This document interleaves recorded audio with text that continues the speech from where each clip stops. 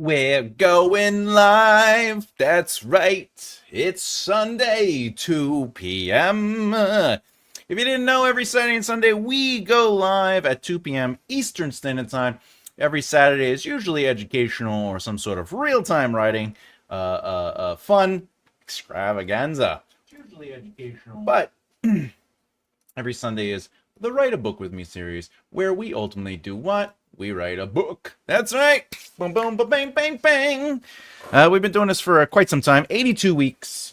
82 weeks. Basically, what I've been doing is 1 hour every Sunday, writing a book in real time on the screen, using my process and showing you how it's done. Remember, this is just my process. This doesn't mean it's the process. It's just a process. Remember, we're supposed to see how things work, take in information, assimilate it as needed, throw out the stuff we don't like, and ultimately become the writers we want to become. But before we get into the whole shebang, let's go say hello to everybody. What do we got? Flowers! Hello, Cindy. What is up, my friend? I promise next week I will have an all of the above a poll, as we always do. The curse, actually. That movie, Maleficent. Was the curse the cure? I forget. I don't remember that movie very well. Hello, you lovely Chilita. Hey, Emma, how you doing? Hey, how you doing, Lenny? Hey, the curse. The curse. Hey, SB. Welcome to the show. Hey, what's up, Chris? Yay, here we go. All right, so if you don't know, that's right, we've already done 9 parts of the 21-part process. If you're following this series, though, I will be honest, we're not going to do beta readers. We definitely didn't do alpha readers. There's a couple. We're not going to do the big read. We're going to skip a lot of things because, well, let's be honest. We're just trying to get through this as an exercise. We're not going to wait 6-7 months for beta readers to give back their notes. You know who you are out there, beta readers. You know who you are. But we are currently on the first draft. Prose, dialogue, and immersion. That's right. I love immersion. You can't go wrong with... Wait, what just happened there? No. Can't go wrong with immersion. We are on chapter 4, but really, in reality, we are actually further than that. If you don't know, we broke up the chapters. So chapter 1 actually became 3 chapters, as you can see here. Chapter 2 became 2, so that's 5. 6, 7, 8, 3, 4, 3. So we are technically on chapter 9. That's pretty exciting. So this is technically 9.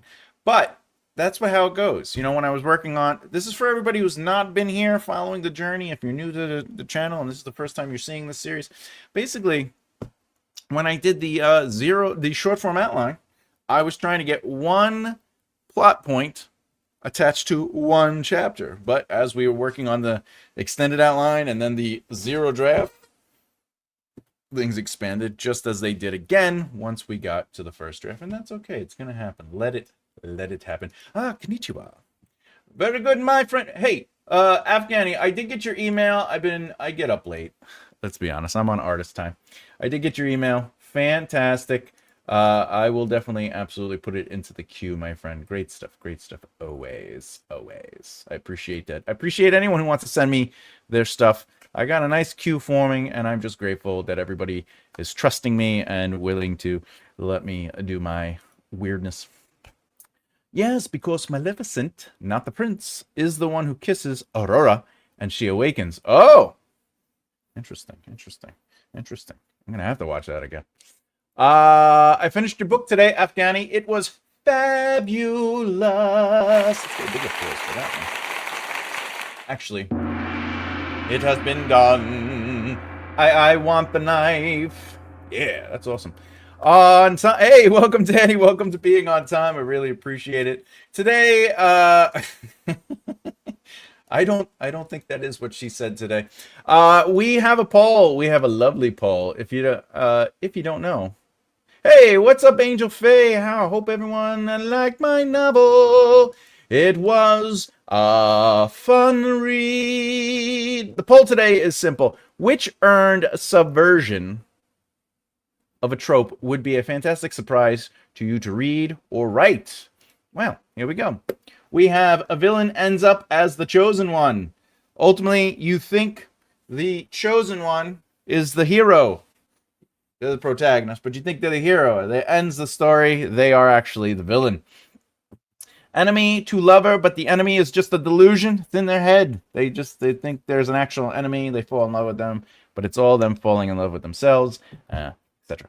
The curse is actually a cure. Ooh, interesting. We already have 8 votes already. That's fantastic. And then, of course, the quest leads to nothing. By the way, I'd probably pick that one, but we'll see. We'll see. At the end of the hour, we will talk about the poll. Let's get into the writing of it all. Hey, Cindy, how are you? So happy to hear about you loving the book, Flowers. Maleficent realizes she loves Aurora, even though she says she didn't. I don't love the little girl, but I do. Well, they're friends. They're friends. They're friends. They had to make Maleficent a hero. Hey! Isn't enemies to lovers like a trope of every single romantasy? I don't know if it is, but it feels like it. Hey, Emma. Straight to the top of the class, Denny. Straight to the top of the class. Ba-boom, ba-doom, boom, boom. Remember to like that. What is that? Bloop the beard, bloop that, bloop the beard, and bloop that like button. We gotta get the algorithm liking us again. All right, where are we? If you didn't know, this is what my zero drafts look like. I just bullet point ideas. Then we're going to sort of write them out into prose. It is a first draft. Again, if this is your first time here, I don't really care about how pretty it looks. We're just writing and getting it out. What does it mean if quest leads to nothing? It's imagine, for example, if a story like Lord of the Rings, which is an adventure quest, it's a quest film, right? They have to go accomplish something.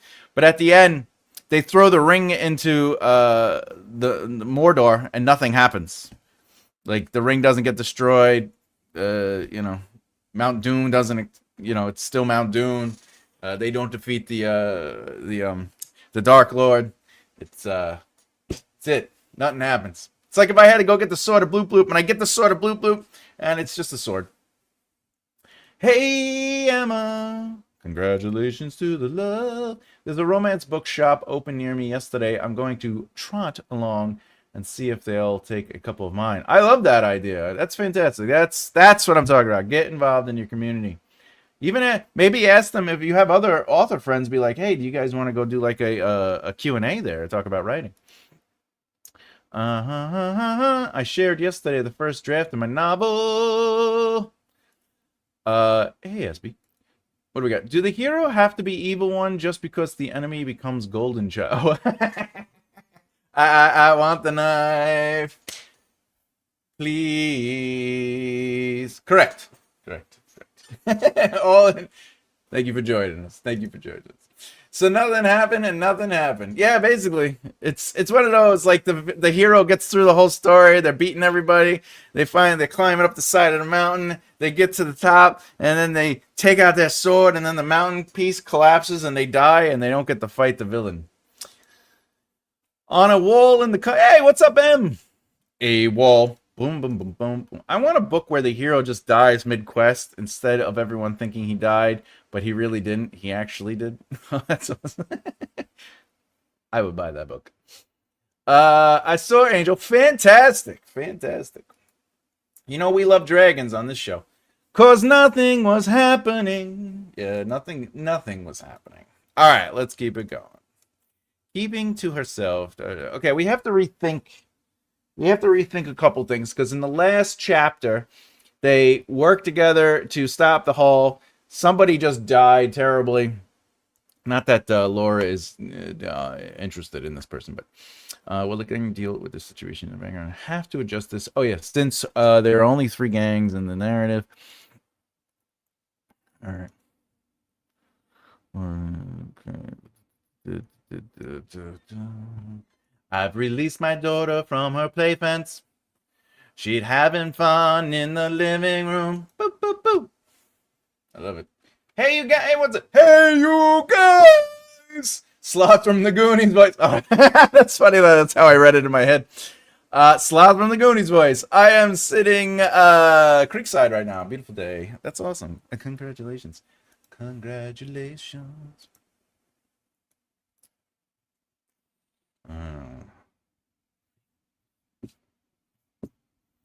All right, we're just going to get through this. Again, it is a first draft. We are not interested in super powerful prose.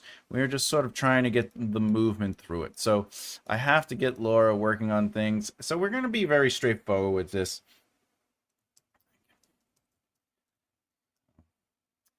Oh, actually it should be. All right, for right now, Show Nation, Emma, that's what she said.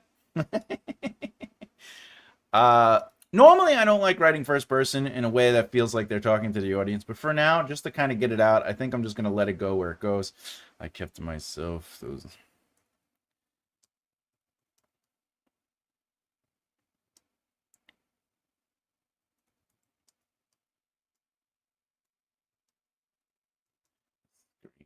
Okay, now because I'm writing this, I actually am going to go down here. Note to self.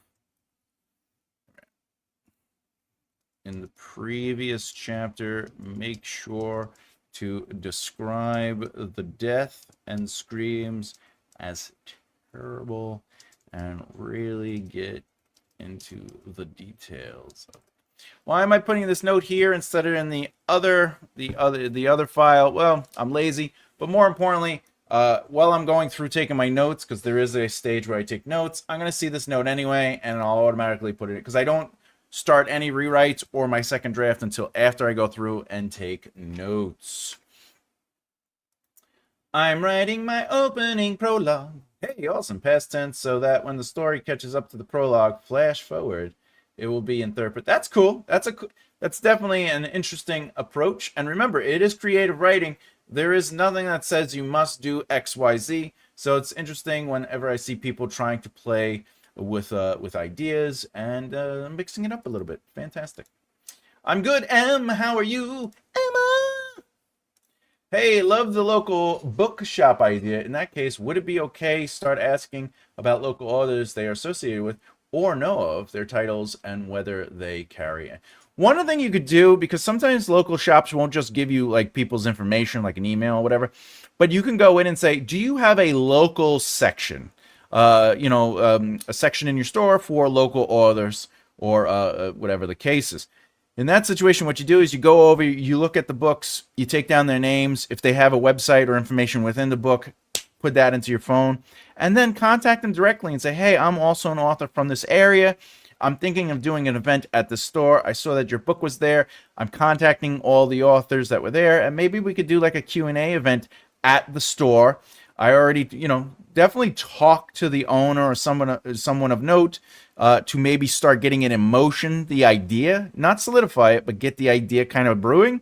And once you talk to everybody in that who is in that group, ultimately you set it up. This is the good part. By the way, this is why it's important to do book signings or book Q&As or get involved in a bookstore.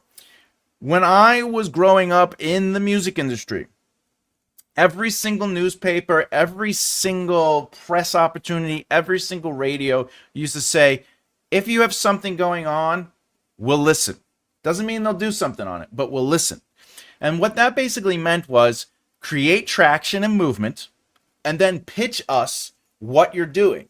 So if the Q&A is actually designed to draw people to the local bookstore to help support mom and pops and local authors, that becomes a story. So you use the bookstore Q&A, not even a signing, just do a Q&A for other authors and writers to come in, and you're just talking about the writing process, and especially if you're mostly all romance or whatever. Now, here's the fun part. Contact your local press, the beacons, the straightforward newspapers. Contact anybody in the area that does AM, FM, or college radio. What this does is some of them, if you continue to do it, and if you do it over and over again, they're more likely to say yes. But if any of them say yes, they come to the event, and you're getting press for the store, you're getting press for the other authors, you're getting press for yourself. This creates malleability or mobility. You have now just created mobility and built your brand value that people would want to do it again. Remember, it's not about selling your books. It's about creating traction. It's about creating a brand. It's about bringing people together. And that is the actual power of a Q&A or a book signing. It's actually not about the book. So that's just something to think about if you do go to a local bookstore. And if it works, you can actually use that to parlay a second time, either at that location or go at least 5 to 10 miles away from that bookstore and try it again with another one, using the success of that bookstore as the pitch. And then you could also bring more press to the next one. So something to think about. I created a wheel and wrote all the projects I have. So I spinned it. Get a project to work on this week. 15. Woo! That gets an applause. That's fantastic. It's a fantastic. I also like third-person objective, which Blood Meridian is written in. Interesting.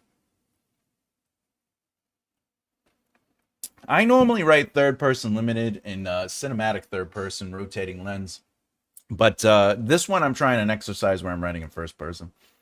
Because my books have local influence, coastal and mountains, etc. Yeah, I mean, flowers, look, there's nothing wrong with it, but everything I said is if you're comfortable with it and you're willing to do it, it is definitely a move. Afghani, that's a great idea. It could be that some people don't believe the hero is dead. At the end, when they find out it is true, they need to say, yeah, that is pretty interesting, because, like, especially if the story continues to move forward and they're taking action as if the hero will return, and then nothing. Or maybe just end the book at that, like Frodo just gets killed by the Nazgul, before they leave. That would actually be amazing. Because then it would be a different story. Maybe it's the Nazgul story, you know, and it's just told from the villain's perspective. There was someone who traveled from further south to do a signing yesterday for the opening. That's what I'm saying. You gotta do something. Go to local fairs. Try your YMC, your local library.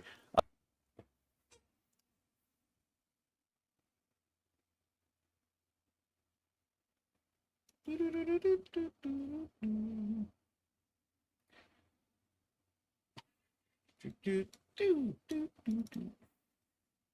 to local fairs. Try your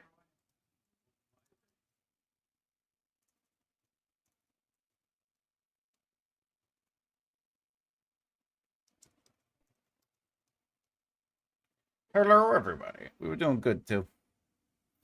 Alright. Usually close my memory local. Test your connection, run a quick diagnostics. Go. Interesting. Is everyone there? Try, oh. No, that's not what we're doing.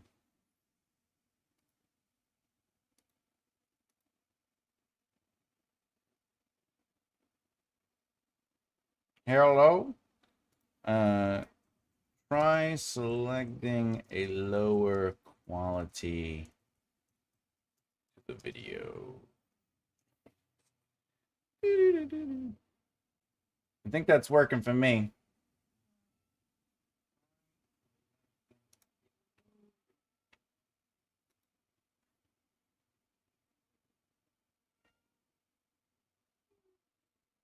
Yeah.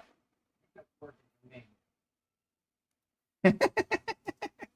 Send the steak back. All right, I think I fixed it on my end. I brought my quality down. That definitely helps. I'm actually gonna bring it down even lower. All right. Is that feeling better? Is that looking good? I think we just did it. All right. Yeah, I had to low. I usually film on 1080, so I had to lower it. I had to lower it a little bit on my, because I have two monitors going. I have the streaming, and then I'm watching it on YouTube, and I had to lower it on YouTube. That really helped. All right, where were we? All right, everyone. Sorry about that. I'll have to remember that next time. There was someone traveling from the... Yeah, so, Flowers, all I was saying with this was, yeah, you know, get involved with your local community, do these things. When I got to this, what I'm saying to here, not to Cindy, and because this is a great idea. I do everything that Cindy's saying on here, but you have to remember when it comes to your book, it's actually less about reading your book, because here's the thing. Let's say you're reading your book and someone doesn't necessarily like the way you're reading it. Maybe you're not doing the voices, or maybe you do the voices and they don't like the voices you're choosing. And then, right, whatever it is, there's all these different variables that disrupt and disconnect them from liking the potential of your material. Because remember, the way they experience your book is going to be personal to them.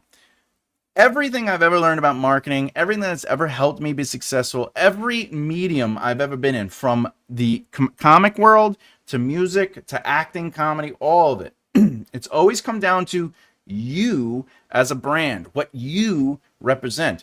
And that is why I said do Q&As. When you do a Q&A, people come in, they listen to you, they either like or don't like what you're saying, but because you are answering more than one question, it varies and creates nuance. This is also why I tell authors, actors, comedians, everybody that I work with, do interviews. And you can't do an interview where you read your book. You can't do an interview where you say, buy my book. You can't do an interview where you go, my book is great. And the reason is because there's no evidence to it, right? But you can talk. You can have a conversation about subjects. You can talk about your expertise on writing.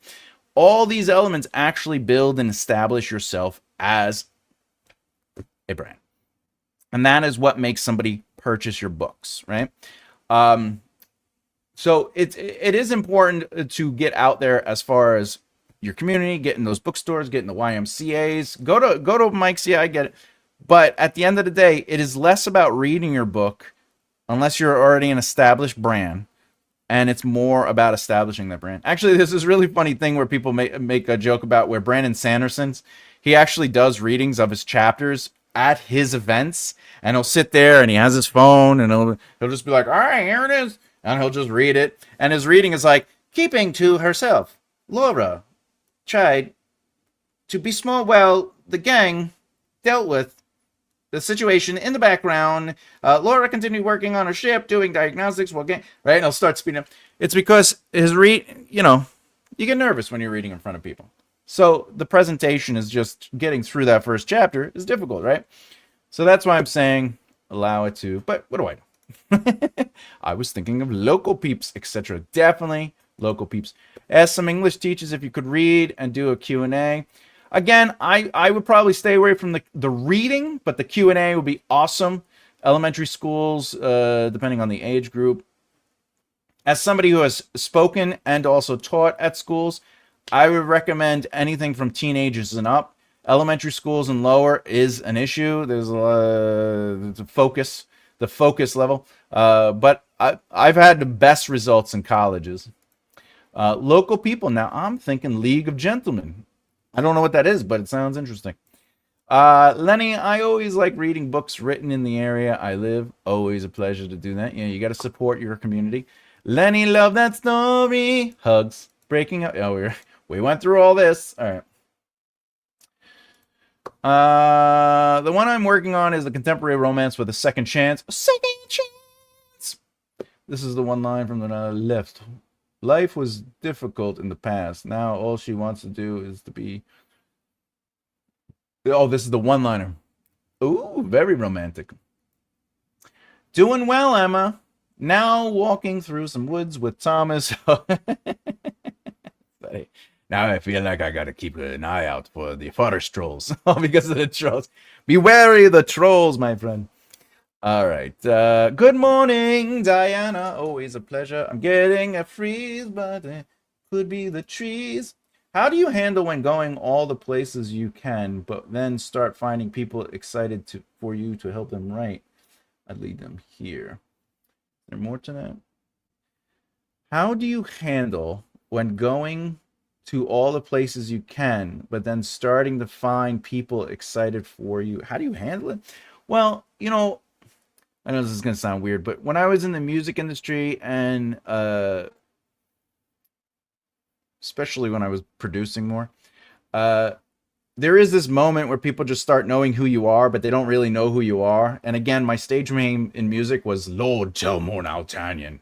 Originally it was Dios, which is just God for Latin. Dios de Tenebra, God of Darkness. But anyway, Telmorn Altanian. So people used to go, Telmorn, or whatever. I'd be out in the middle of nowhere, and people are like, Dios! You know? I will say the way you deal with it is just sort of you kind of get used to the interaction. But at the same time, when people start coming to you as like, hey, can you help me with writing? It really comes down to if that's what you want to do. Believe it or not, I was never interested in teaching or helping people. I was always like, my brain was music focused, and I was like, oh, I have to be the best. Da, da, da, da. And then something just changed in me one day, and I just started thinking differently. And I tell people the same story. I was standing in the back of a club, and I'm watching another band perform, and we're getting ready to perform after them. And everybody around us, the other bands and the other band members, like, oh, man, we're gonna blow them on. Everybody was about like destroying the band, and we're gonna steal their audience. And like, how the hell did they get up there? And then my brain was like, well, how did they get up there? Like, what led them to the stage? I know how we got here, but how did they get here? And that started the change. That was the is it the impetus? The thing that really got me thinking, and that led to how I approach all my careers in the entertainment industry. And it just turned into how to explain this. And because I understood it and I studied success in all genres, starting with music, and then I moved on to all different variations of it. And I read a lot of autobiographies. I read a lot of biographies. I watched a lot of television that was strictly documentary. And I just did these deep dives into how people succeeded. And people started saying, how did you do it? And then I found myself really finding this joy in explaining it to people and watching them just go, whoa. Like there's this one story that's actually, I believe it's in the first book. And I love this story because it actually inspired me to keep doing what I was doing at the time. And I was talking to a musician, and they had already been like a musician for quite some time at this point. But they also worked at a supermarket. And my argument to them was, you should get involved in your industry. So if you're a writer, you should be involved in your community, your industry. Your name should be associated with being an author and not, hey, here's my books and my words. Eventually, it'll turn to that as you reach the next stage, because remember, there's levels to success. But the first stage is all about people knowing your name and thinking about you, and less about like, remember that book they were, right? So this musician was like, I really want to be making a living as a musician. And I says, but you have to get involved. And it's like, oh yeah, well, I have to pay my bills. And I go, well, save up money. No, I don't have time to save up money. I go, but you want to start a business? So if you're going to start a business, you got to save up money, maybe borrow money from family, do something. You have to make it so you're not working a day job. Anyway, we get into the conversation, and I said, you got to network, marketing, practice. You got to volunteer your time if possible. Right now, you should be working with record labels, even as a nobody, doing nothing, just being there. Maybe work with recording studios, maybe booking agents, whatever the case is. And this person was like, no, I just want to play music. I just want to play my bass. Boom, boom, boom, boom, boom, boom, boom. And then I was like, yeah, but you could get to the point where you're touring with other people. I make good money playing for other people. And they were like, no. I will only be on stage playing my music. Bear in mind, this person has had like 10 bands. All right. I will only play on stage playing my music. So I then was like, all right, how long have you been working at this supermarket? And it was like a ridiculous amount of time. It was like over 10 years. And I go, what's your job there? And they go, oh, I'm a seafood manager. I go, okay. I'm telling you right now, it takes 10 years to become a name in your industry, like a name that people go, like George Clooney's name was solidified 10 years into his industry, right? Brad Pitt, 10 years. And like, if you look at it, it's like 10 to 15 years is like a sweet spot. Anyway, so they were there for like 10 to 15 years. And I go, all right, did you start as a seafood manager? And they said, no. I go, what did you start at? Cashier. Great. What happened after that? And he says, well, I was doing my job really well, and I went to all the all the company picnics, and I started becoming friends with the manager. Great. And let me guess, they offered you a promotion, and they're like, yeah. And I go, all right, And did you take it? They said, yeah. So then they went from cashier to being something else. And then an opportunity opened up in the deli area. And because they were friends with the deli person and the deli manager, they were like, I'm going to bring you into the deli. And then that friend who was their manager left that store, went to another store as a seafood manager and said, hey, I want to bring you over here as a manager under me, and I'll give you more money. So he left his original job, went to, lo and behold, once that manager left, they said, do you want to be the seafood manager, for the department? And he said, sure. And I go, you put 10 years into your job. You were involved in your community. You built relationships with people as they were developing their careers, and they liked you, and they thought of you and pulled you up. And he goes, yeah. And I go, now imagine if you did that with your music career and started as a nobody, being a runner or a gopher, as we called them, like go for this, go for that. You would have achieved the same success by being present, by being available, by being in their minds. And you would have went from a nobody to a somebody to the person that they call. It's the reason I was called to write music for somebody, or to tour with somebody, or to help somebody. And he was like, wait a minute, what? And he just, like, this look on his face, like he was just like, and like everything was going through him. He's like, you mean if I had put all that time into... The good news, I said to him, I go, you're still young though. You're still what, 30 something? You could start technically still doing that, and you make so much money at your current job. You could just save up 2 years worth of money to float you to go and start working in that industry, because you can easily start getting paid as a nobody, and you have the money. It'll right, whatever again. They ended up not doing. They still work at the supermarket. They do have a band that plays locally somewhere. I'm not going to mention where, but I'm just saying, I don't make this stuff up. So to answer your question quickly, you have to have the desire and the heart to do it. And I found the desire and the heart to actually help people. So if you're not excited or you don't want to do it, then, I wouldn't do it. But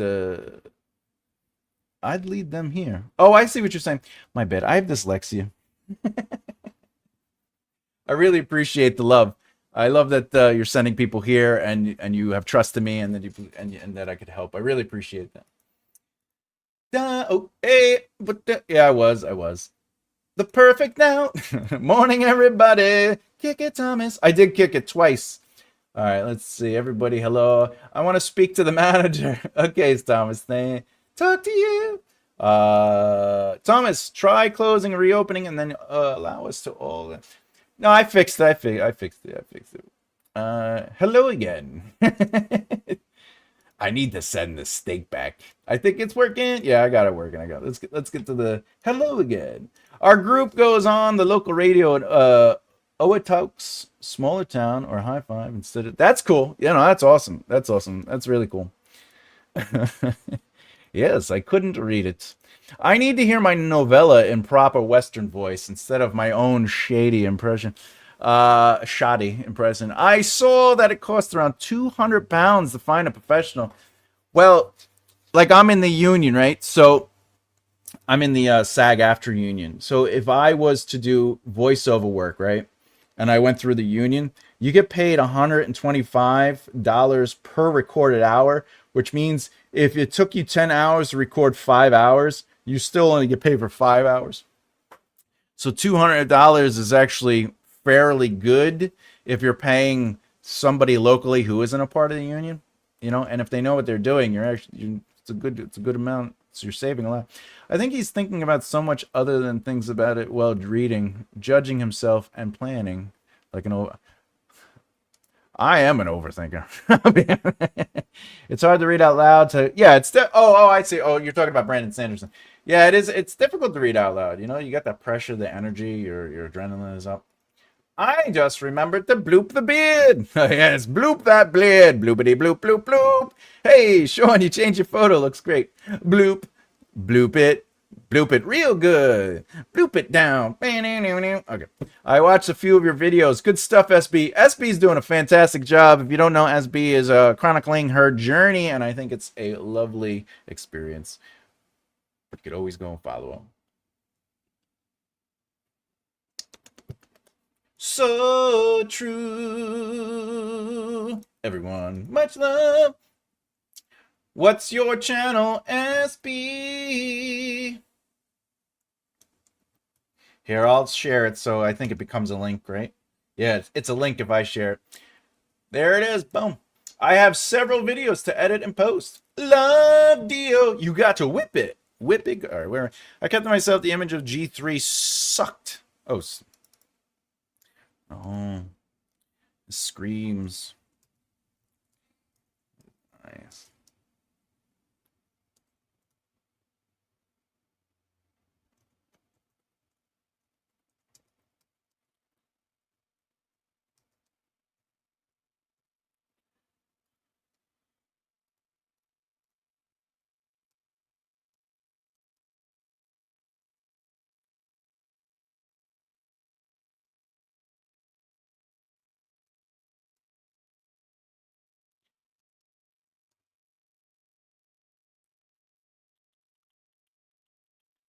Hey, bang. Ooh, flowers. The video makes the song. All right. What's going on? Let's go fly a kite up and ba-doo.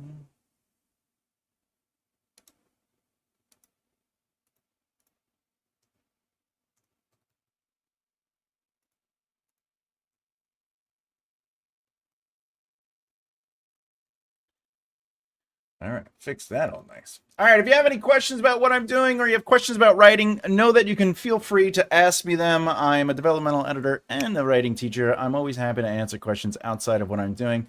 If you don't know, I'm just basically writing a first draft of a story, and I'm going to continue to write it.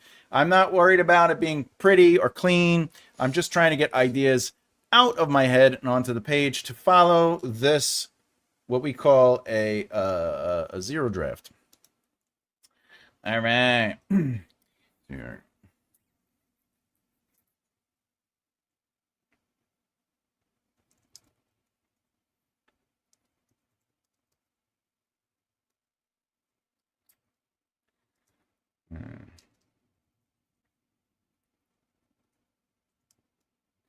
Dianas. Oh.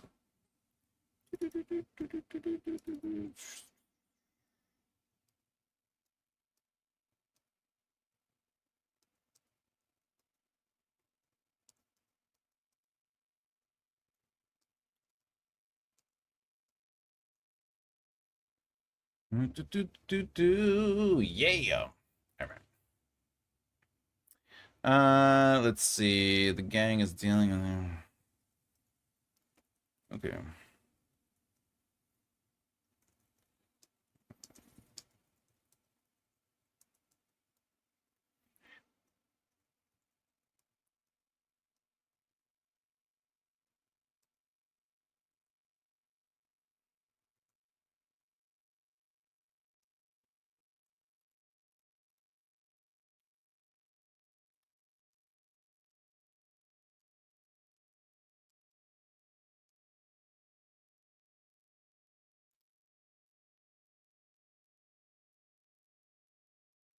Computer.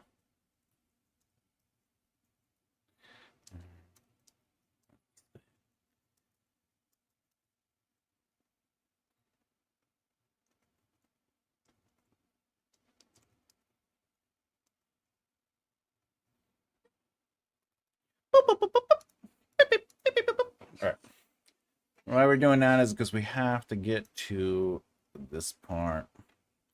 All right. Continue working. Ship will the gang talk about everything. She is tired and concerned about what will happen to her afterwards.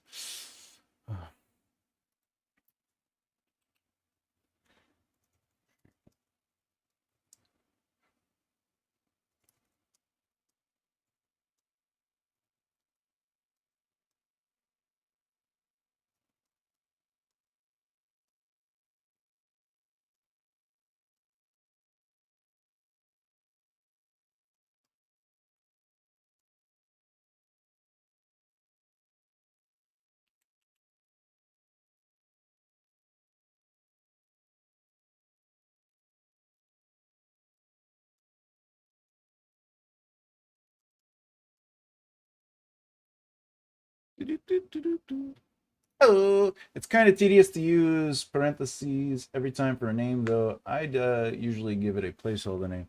Well, yeah, I mean, I could sit here and go, "Hey, computer." To me, though, I'll be honest, Afghani, it's not tedious for me.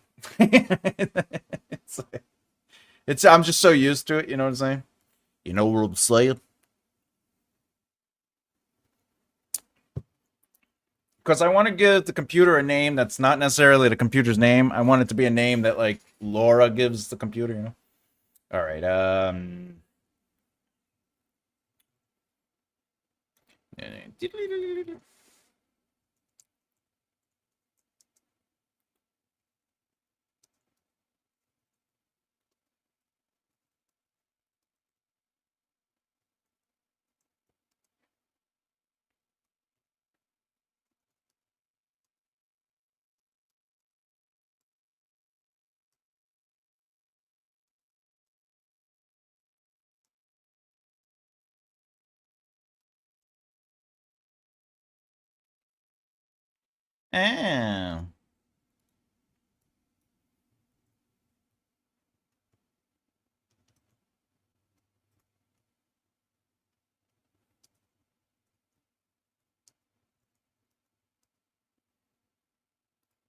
Oh. Words.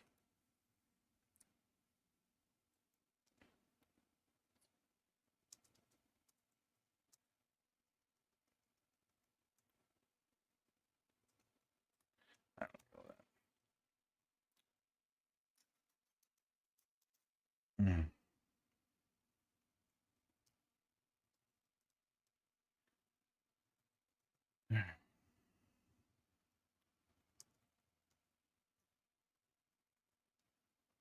Name. See? Nothing. I get to see it. All right. Go back.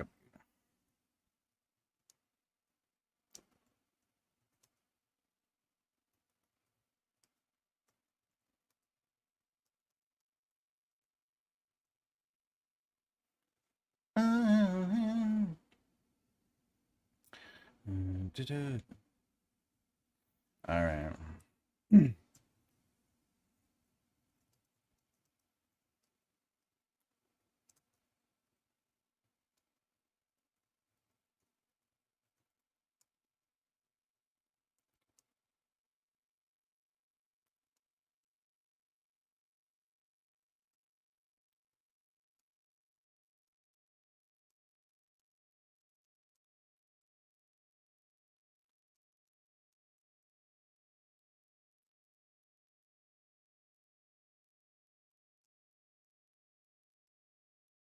There.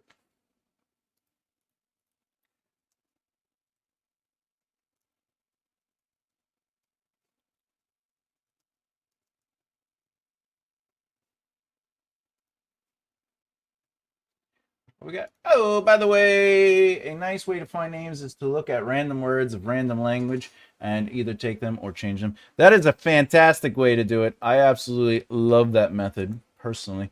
It will also give you names of a certain style, and then you can choose other languages for different. Yeah, for sure. Agreed. Agreed. One thing I do is I also do wordplay. So like if for example, I have a character named Amos, which is obviously Thomas without the th, and so if I do that in that region, what I do is I'll just take normal quote unquote like English names, like Michael even, and I'll just call him Ickle, right, or Jail, right, and that creates the regional kind of naming, and then I kind of keep that in mind for like the area itself. But then if I double R's or if I double vowels, I do that for names too for those regional people. So whether even if I Amir, Amir, right? So if I do that, the double E is actually something that I'll make sure is a regional kind of thing. Uh, you know, so yeah, it's always good to like find out different names from different cultures, and then you can sort of like play with those names, and then Afghani has a great idea. Yeah, no, it definitely works. Uh,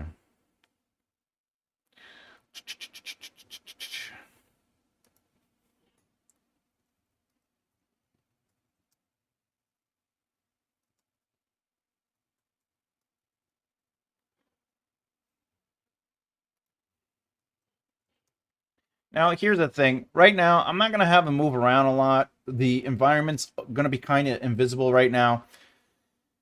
When I get to a second draft, that's when I'll probably start kind of changing up the dialogue a little bit more. Most likely, I'll change up the dialogue. And then I'll add more environmental elements. Right now, I'm just trying, what are they talking about? Right? Because the beat is supposed to be that they're talking about everything that basically happened. Now, the thing is, we didn't get to see what happened in the heist, which is fine because it was they're not really the story. So right now I'm just like, well, what could have happened? And the good news is, if I don't really like what happened, I could change it because it's not necessarily going to affect the main narrative. But it's good to sort of like set up how they got here. Oh, I got rid of this. I did that already.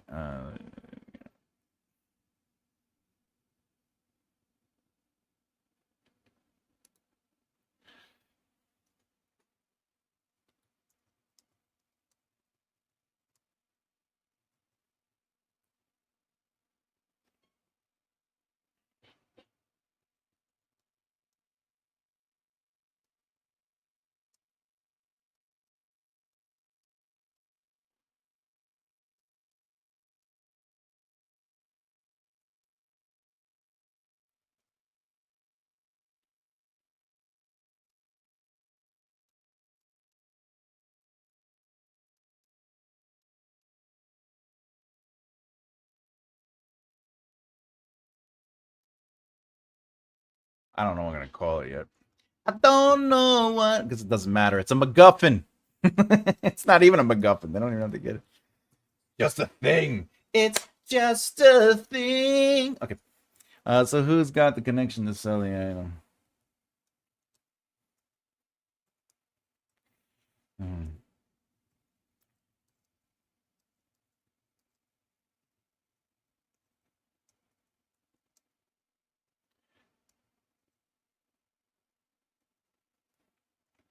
Just have to. She knows that they're not concerned that they lost him, but are more excited about how. Hmm.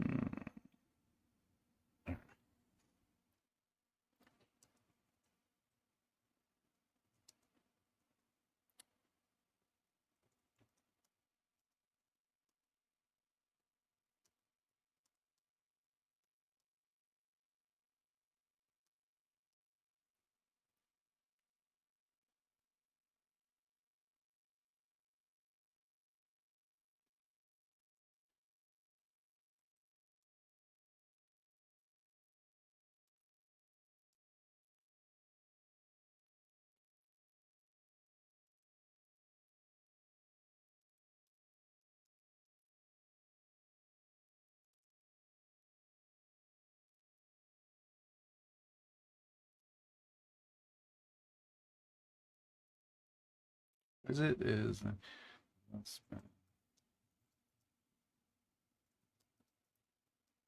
If you're dead. All right. Made it back to base. All limbs accounted for. Basira. All right. So real quick, this dialogue to me is just on the nose. It's just doing what it needs to do to get me through the idea. I'm not too comfortable per se with how everything went down. I'm definitely gonna play with it.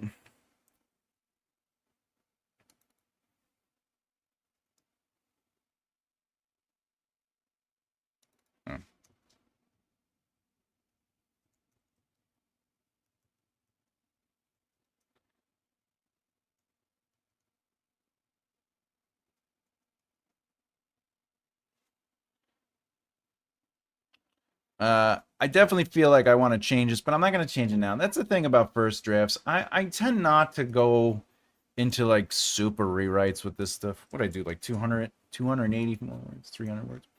Um, I'm not really a fan of doing like rewrites right now. Like I'm not going to read this and be like, oh, great. So what now? Like great is a bad word. Like I wouldn't really, this word's not really working for me. It's supposed to be sci-fi, so I would get rid of that. I don't want to have sort of that language.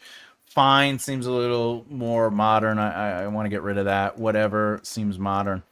So, when I'm working on the dialogue alone, I'm not really thinking about it in a first draft. I'm just trying to get out what is it they are talking about. Because then in the second draft, I should have a better idea of who these characters are by the end of the first draft. So when I do go back, their dialogue will have more positions to influence them. Right now, I don't have a lot of positions for them other than Manser here. He just wants to get safely on a planet more than dealing with the money. Can't spend anything if you're dead. So I just put that in the dialogue more as a way of like reminding me that I have to allow that to influence this dialogue. They also don't care that G3 is gone, but Orin is like, hey, we could split the money. So that's a position. However, the more positions you discover through the process of writing each draft, the more that influences your characters because it's going to decide what they do or don't do, what they say and don't say.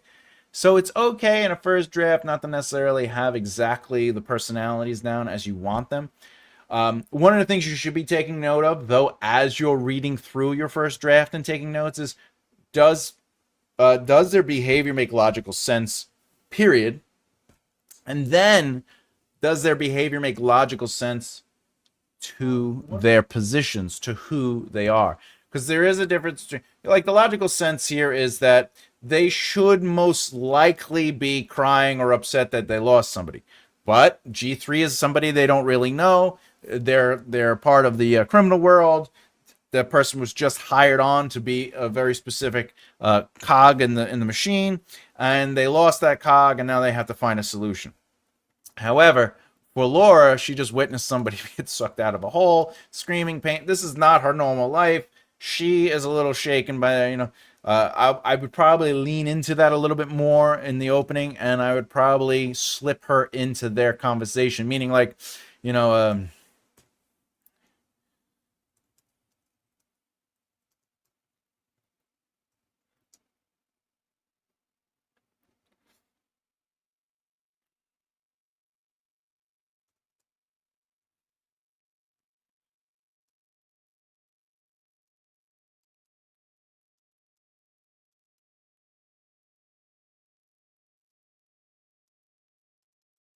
right? So like I could start adding her in there so she doesn't disappear because remember you want them to be present. So if you have a scene with more than two characters in it and the other characters are there, you have to make them present. So that would be something I adjusted to in a second draft because they're talking too much without Laura being involved in the conversation. She doesn't have to be talking to them, but remember, it is her perspective. It is first person, so she should have thoughts and responses to what she's hearing on the translator, etc., etc. Supercallus or supercallously keep pooping up in every book I read recently. Has a nice ring to it. What is it? Uh, supercilious. My brain is not making sense of it. Supercilious, showing arrogance. Supercilious is a good word. All right. Anyway, 56 minutes. We got pretty far. I did what I do. 300 words. Boom. That's all I needed today. All right. Let's see. She's doing the diagnostics. I'm gonna give a note to myself when I come back. Add more diagnostic, checking and moving around the ship, trying to get closer to them talking. So that'll be something I'll add next time, mostly because I think it's needed. We almost got through one whole beat. That would have been nice. She continues to click the buttons needed to make sure the ship is working. Yeah, okay. All right, now she is relieved and everything is gone. She knows that they're not concerned. This actually just happened, and man, all right, so all this happens. I'm gonna actually just highlight this because I want to make sure that I get this connected to it. All right, we're flying through. Got it. All right. Boop, boop, boop, boop, boop. All right. Super silly arse. All right, everybody, we got a poll. Oh, if there's any questions about what I did today or what I was working on, you know you could ask questions. If you haven't done so already, please bloop that beard and bloop that like button. It really does help. Let's talk about the poll real quick. Which earned subversive version? Which earned subversion of a trope would be a fantastic surprise to you to read or write? We have 4 options. One is definitely in the doghouse.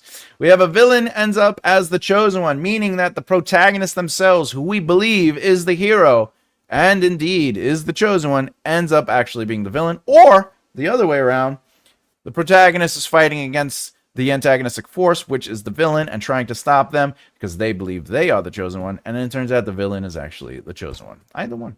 And then we have enemy to lover. Enemy is a delusion. We'll just throw that out. And then, of course, the curse is actually a cure.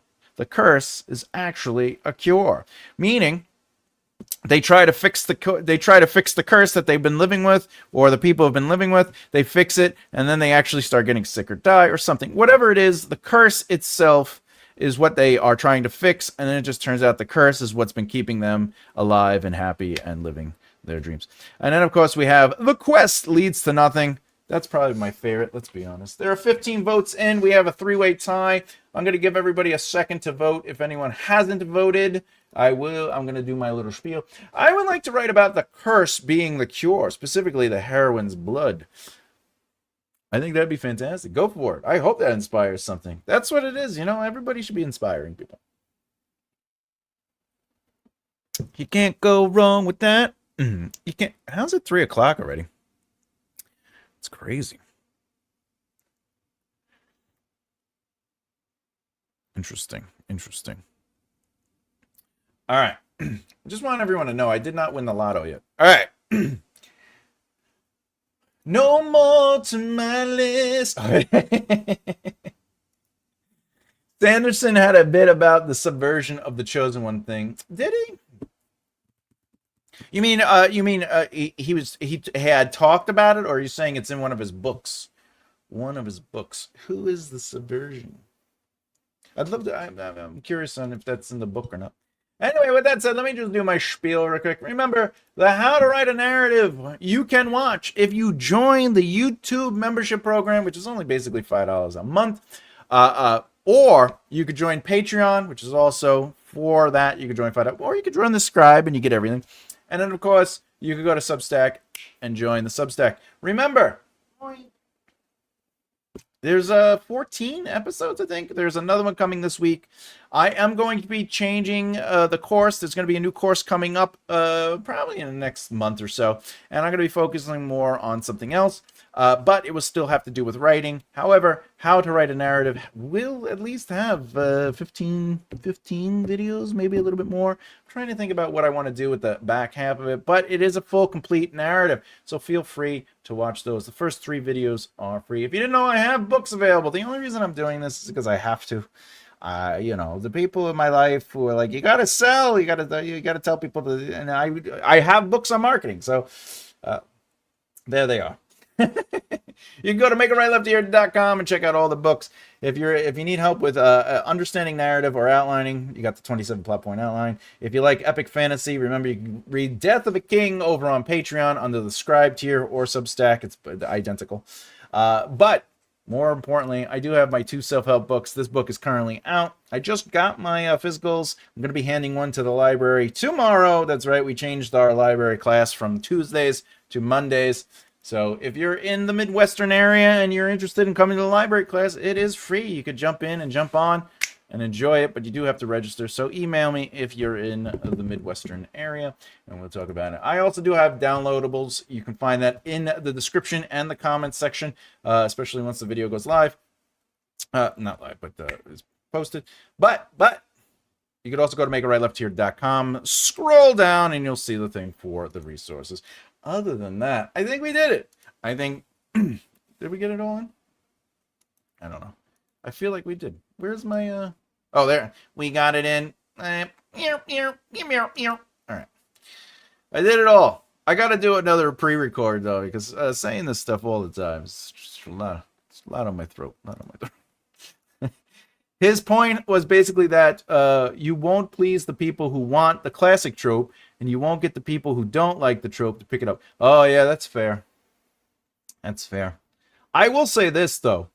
Uh, I do subvert the Chosen One trope in Death of a King or the Maven War series. It is a subversion of the trope. Just want to put that out there. I agree with that though. Yeah, because some people are like, how often are we going to do the Chosen One kind of thing? And then some people are like, I was expecting the Chosen One, but this is, you know what though, Afghani, this is my argument for that, which then comes back to marketing, comes to business, and comes to brand. Remember, there's like 281 million people in the world. You just need 1% of that, really. At the end of the day, it's 10% of that number, 281 million, that even need to know you exist, right? Which is 281, what is that, 1,000, something like that, right? So out of that, it's even lower, 10% of that, and so forth and so forth. You're not trying to get everybody to love your books. You're just trying to get a very small percentage of the world population. And by the way, that 281 million is only the United States. That's not the world. If we focus on who doesn't like our book, we're not focusing on who does like our book. But more importantly, if you focus on your brand and establishing yourself and becoming a presence, people are going to like or dislike your books in general. I mean, look at Dream Theater. Dream Theater, every time they release a new album, all their fans are like, this is terrible. And then they're like, this is the best album ever. Like they just become fans of the album. Black Sabbath, though, they kind of went the opposite way once they changed their singers from Ozzy to not Dio, but the other guy. I don't really like him either. What's his name? I think he did one. Tony Martin. That's right. Tony Martin. People were like, what? And they sort of kind of like not interested, right? Iron Maiden, same thing. Some people were diehard Paul Di'Anno fans. I believe that was his last name. He just recently died. And then when Bruce Dickinson came, they were like, this is what we want. But other people were like, no, I want that. Yeah, I'm not Phantom of the Opera. They wanted that voice, so they left. But then also Bruce Dickinson left, and then they brought in a new singer. You know what I'm saying? Like, our job is just to have a very small percentage of people in the world be interested in who we are and our brand and what we like, and they're gonna follow you wherever. Metallica fans. One of my favorite stories about Metallica is my friend went to Metallica, and my friend is my age, and we are fans of Metallica. Kill 'Em All, Ride the Lightning, Master of Puppets, the real albums. And they were on the Reload tour, and they started playing For Whom the Bell Tolls on stage. Okay? Right?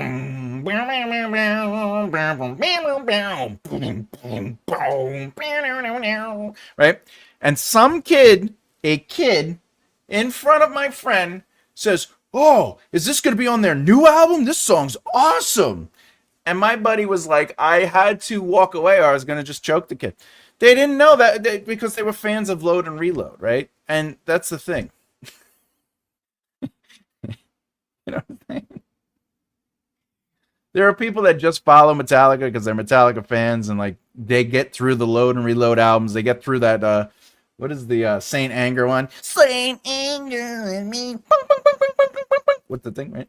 So when it comes to your books, when it comes to stories, who cares if they like it or don't like it is all I'm saying. Like, you only need a small portion of people to like it. Most of my stories lead to nothing. I'm in. Someone told me I gotta sell. I didn't know why they did, but I bought the boat anyway.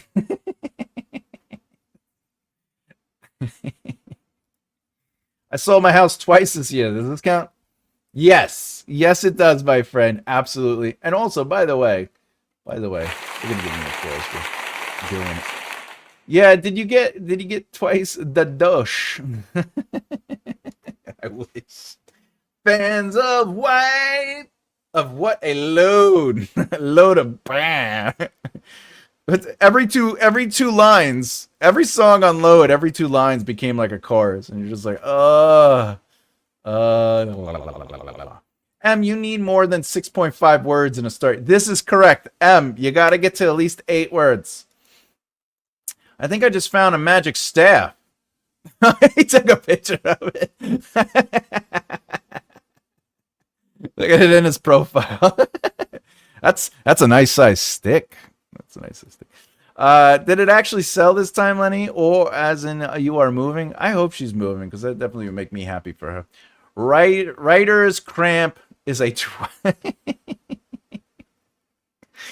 Yes, still waiting on the date. Hey, not that you have to answer this, but I'm just curious about the process in the States, the Americas, the U.S. of the Americas. If somebody agrees to buy the house, meaning they put down a down payment, and then they back out of the sale, you here, as in here, we get to keep that down payment. Is that the same over across the pond? Like if somebody holds the house to buy it by putting a down payment on it, do they lose that? Well, it's an escrow. I'm kind of curious about that. You don't have to say if you got money for it, but I wonder if the process is the same. Awesome. I did do some writing while I was out here. That's with the stick. Did you put it in the ground? All right, let's talk about the poll. Let's get it out. Let's get the poll. Non-Canada, the little shites get it back. Happened to us and our house was off the... Man, that's terrible. I'm so sorry that happened. Yeah, no, it's... And sometimes people just do it to just be douches. Anyway, we have 16 votes. We break the tie. All right, let's talk about it. What earned some... Exchange completion hadn't happened when first buyer withdrew. If completion had happened, she would have lost her deposit. Okay. Yeah, it's always interesting to see how like the rules and laws are all different. All right. Which earned subversion of a trope would be a fantastic surprise to you to read or write? In last place, we have enemy to lovers. We're just going to toss that out. No one cared about that. We do have a double tie for second place. The curse is actually a cure, and the quest leads to nothing. You know what, though? That villain ends up being the chosen one. That's a pretty sick one. The curse is actually a cure. I don't think I necessarily would choose that one, but I would read that. That would, like, if that ended up being the case, I would be like, oh, that's a cool twist. That's a cool, like, sort of subversion. The quest leads to nothing. I would be so angry, but also so happy because I've been wanting to do something like that forever. And if someone actually did that, I'd be so happy for that. I would buy their next book, is what I'm saying. But I think I would go with a villain ends up as the chosen one. I think that's a really nice sort of like either where the villain, the antagonistic force ends up actually being the chosen one, or if the chosen one, as in the protagonist, ends up becoming the villain, and because they had always been the villain. Either one of those would be awesome. So yeah, number one, a villain ends up as the chosen one. Absolutely, definitely deserves to be first choice. Boom. That's a good one. I had fun with that one. Next week, I'll figure out a all of the above question, okay? It's just I like to try to make it where like somebody has to pick an absolute, you know, where they have to just be like, which one would I have to pick? You know, it's the it's not Sophie's choice per se, because there's 4, but he was bidding on another house and kept us up. That's annoying. That's really annoying. Sorry that really happened to you, Cindy. That's terrible. Terrible.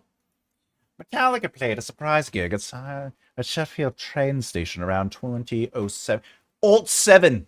I was just going to use the cash machine there and stumbled into the crowd. Who are these guys? And everyone got really angry. Loyalty to the brands. Loyalty to the brands. I think that's a Saint Anger tour, isn't it?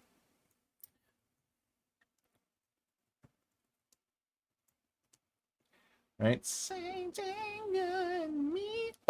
Oh, sick of this. Oh! What? Death Magnet? How old? Wait. It's 20. That's almost 20 years ago?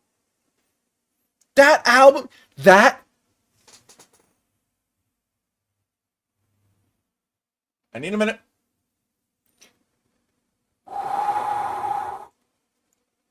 Death Magnetic is almost 20 years old.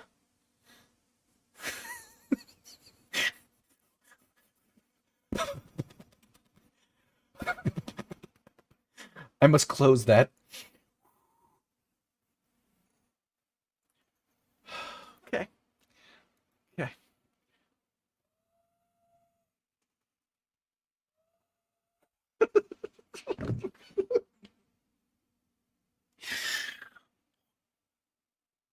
What?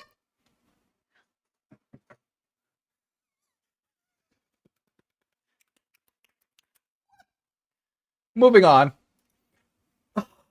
It used to be we would keep the deposit, but people complained. Of course they complain.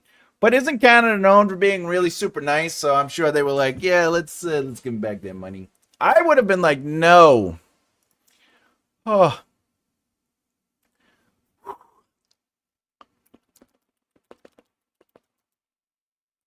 $20. What?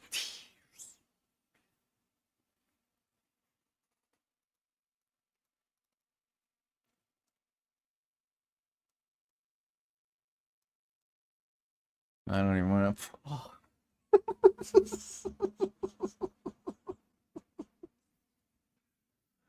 Kill 'Em All from Metallica is 43 years old.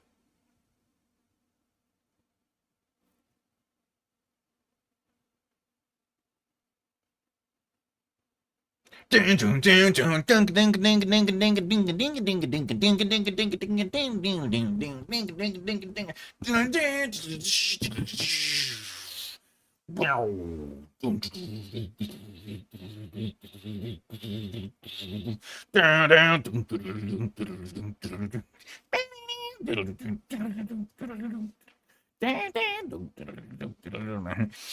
last breath the four winds run. Better raise your ears. The sound of hooves are knocking at your door. Lock up your wife and your children now. It's time to wheel the blade. But now you've got some company. Horsemen are drawing nearer. Unless they run, they've come to take your life on through the dead of night. With our four horsemen run. 43 years, Jesus. My son saw Metallica a few weeks ago. Were they in wheelchairs and on crutches? Little walkers. Metallica specifically. Was Metallica, just sitting there going, coming out, hello everybody, we're here to do some songs. Songs for whom you bow tolls. Crazy. Everything that could go wrong went wrong.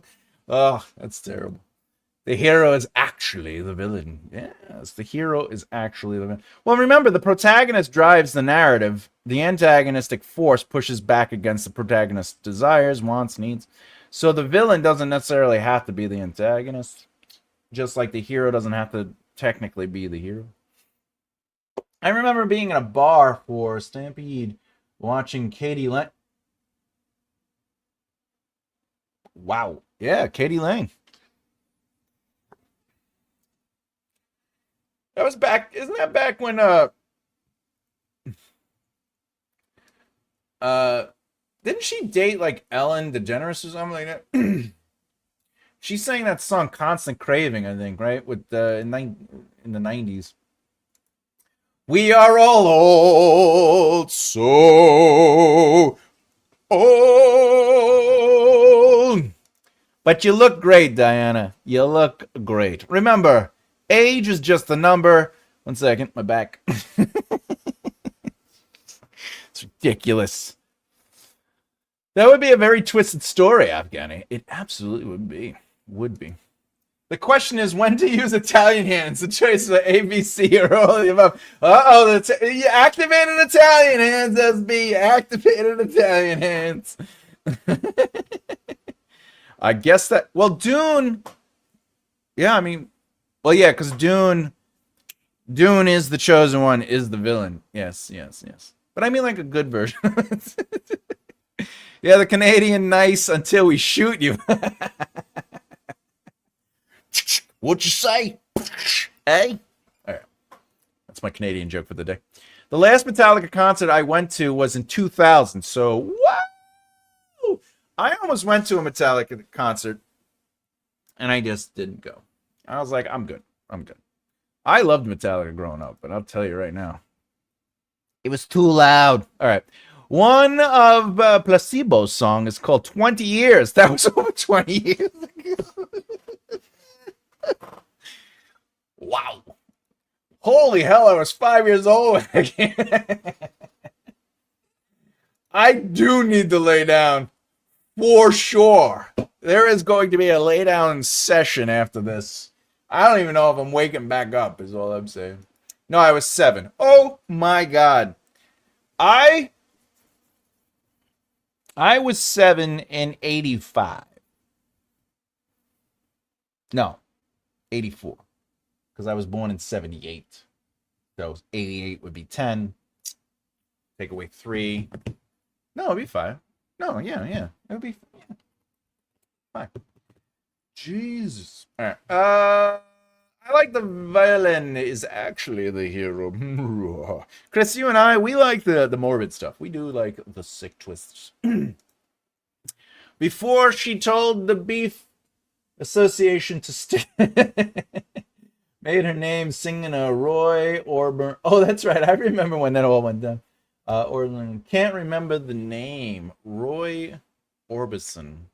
Roy Orbison. Is it crying? Crying. I don't even. What are the lyrics again? It's like I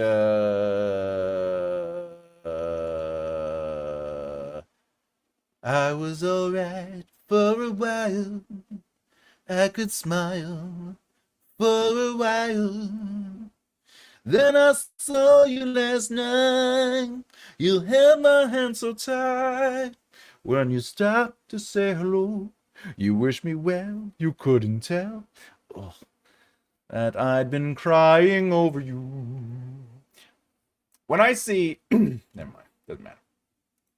I'm ready for a nap. This is the thing. When I was in kindergarten and they were like nap time, I was like, damn, this is a waste of time. But like now, like if I had like a job and they were like, siesta time, I'd be like, I'm in. There would be zero complaining from me. It did. I mean, she had a lot of hits. We're not that obvious, however, per capita, there are more guns than the U.S. I can believe it, though. I was born in 76. You're 2 years older than me. We're all young, though. We're all young. That's my thoughts on that. Naps are rewards now. And they were punishments then. That's for sure. That's definitely for sure. Now they're just the greatest thing since sliced bread. That's all.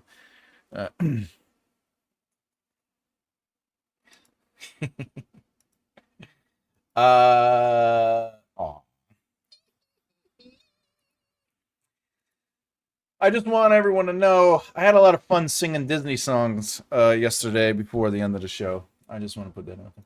Try adding 14 years now that I'll turn 64 in 6 days. Woo! I just want everyone to know. My father had his first heart. He had a triple bypass surgery, a heart attack at 50. I'm 2 years from that. My goal is to beat that by 40 years. That's right. I want to be 98. If I can make it to 98 or 100, I'll be happy. But I also want to get so old that I don't feel anything anymore, that I just lay in the bed like kind of like that's how old I want to get, and then I pass away, but I don't know I'm passing away. Just, you know what I'm saying? That's good for me. Now, of course, if they develop a technology where you could like scan yourself and it just heals you, and there's a chance for like artificial immortality, take my money. Because I want to experience life, and I want to be creative, and I want I want to. My original life goal was to eventually get to that point where I could actually influence and help change the world. Can't change that. All right. Not that I don't want it anymore. It's just very difficult to walk around for a long time. Now I don't feel so old. Kidding, Cindy. It's okay. I'll remember that when I look down on you. I'm with you, Diana. I was born in 80, and I feel like a baby. Ooh, the 80s. Down, down, down. We gotta sing the 80s. Then you could turn as AITJB. I am forever alive. Do do do do do do do do. Call me AITJB. Do you want to make AI babies? It's 5 o'clock somewhere. Okay. Sean found the staff. My son found the sword of Bloop Bloop. I love that you're taking pictures and then making them your default profiles. It's almost like a story in itself, and I'm all for it. Some days I think my body thinks I'm much older than I actually am. You know, you can actually have a conversation with your body, and it would look, nothing would happen. But you could have the conversation. Like I talk to my body all the time, going, "What are you doing?" It's upset because I only do one sit-up every day to get up out of bed. But if I can't do that, I do what's known as a roll-off. I'm just saying. I grew up on rock and roll and country. Can't go wrong with rock and roll or country. That's good stuff. 50s and 60s. Rock and roll. Rock and roll. Rock and roll. Well, that's like Elvis Presley, right? And I remember when those were oldies, but now like my music is considered oldies, and I'm just not too comfortable with that. When I hear Black Sabbath on the radio and they're like, "That was a banging oldies," I'm like, "No!" You know what I'm saying? You know what I'm saying? You know what I'm saying? You know what I'm saying? Everybody loves somebody somehow. Everybody. What is it? Everybody loves somebody. Lyrics. What is that? Dean Martin. Everybody loves somebody sometime, and everybody falls in love somehow. Something in your kiss just told me my time is now. I love music like that. I'm an 80s baby. You're 80s? I'm so much older than you. I'm a 70s kid, but listen. I expect ripped jeans and denim jackets from now on whenever we do our interviews together. What we got here? That one sit-up. It does count. It does count. But I can't do it all the time. Mostly it's just a roll off the bed.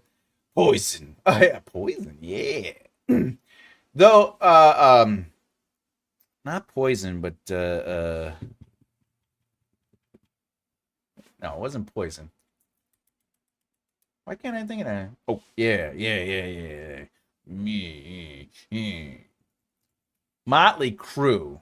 Now that was a heavy band. That stuff was good. Right? You got all that stuff. You had that like high vocals. High vocals. What other songs did they have? Shout, shout, shout at the devil. He's a wolf screaming alone.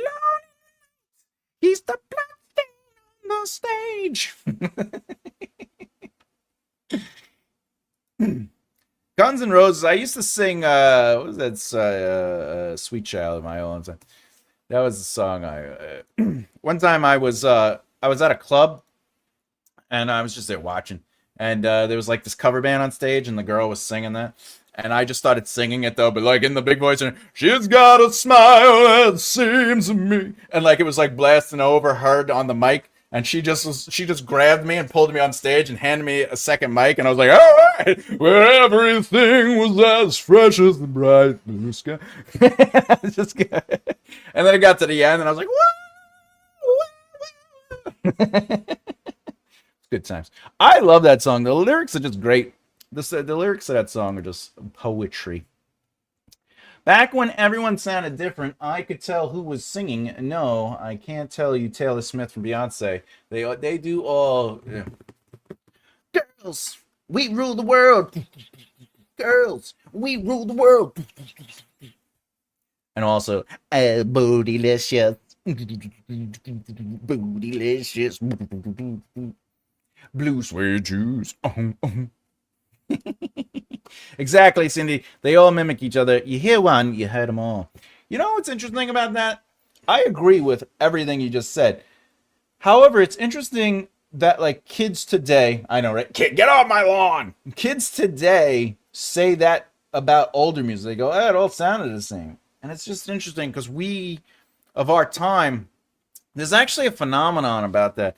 What is the thing called when people...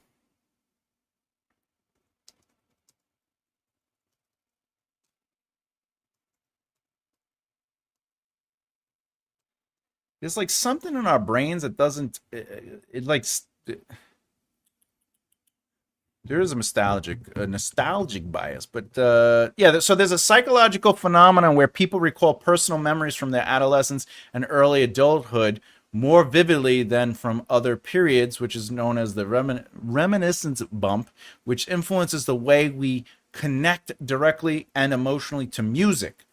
So when we hear newer music, we don't have the associated emotions to it. So psychologically speaking, we believe the music we used to heard sounded interesting and we were connected to it emotionally.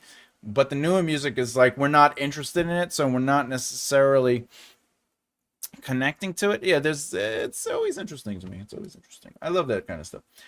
9 Inch Nails. I want to you like an animal. I want to. Green Day. Green. What is the what is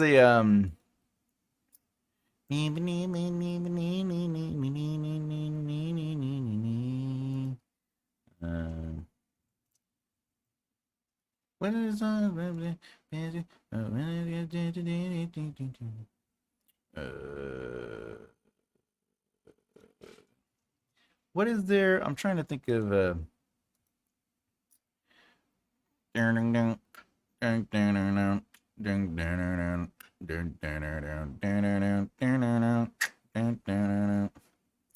my mind is about to burn, right?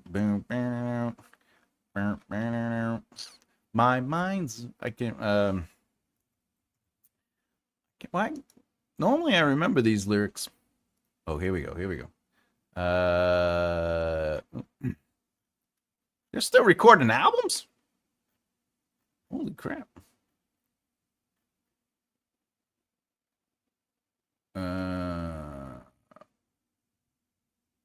All the time.